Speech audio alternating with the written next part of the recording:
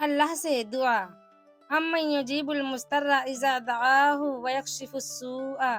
جب کوئی ٹوٹ کر تڑپ کر مجھے پکارتا ہے تو میں اس کی دعا قبول کرتا ہوں، اس کی تکلیف کو دور کر دیتا ہوں۔ یا اللہ پاک، مجھے قدم قدم پر تیری رضا کی تلاش ہے۔ آپ کی زندگی میں جو بھی فیض چل رہا ہے، اس فیض تک آپ کو اللہ تعالیٰ لایا ہے، آپ خود نہیں آ گئے۔ اللہ تعالیٰ نے آپ پر مشکلیں بھی ڈالیں اور آسانیاں بھی، تاکہ آپ شکر اور صبر دونوں سیکھیں۔ اس بات کو آپ نے اپنی آنے والی زندگی کے لیے سمجھ لینا ہے اور دل میں بٹھا لینا ہے کہ آپ پر کوئی مصیبت نہیں آتی اگر اللہ کی اجازت نہ ہو۔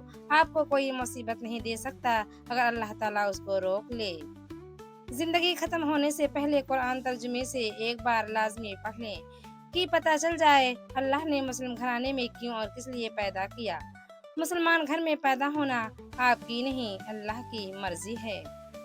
نماز ہماری زندگیوں میں ضرور تبدیلی لائے گی اگر ہم یہ 3 کام کریں۔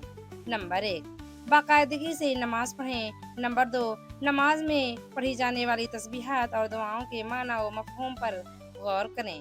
نمبر 3، حضور قلب توجہ سے نماز پڑھیں۔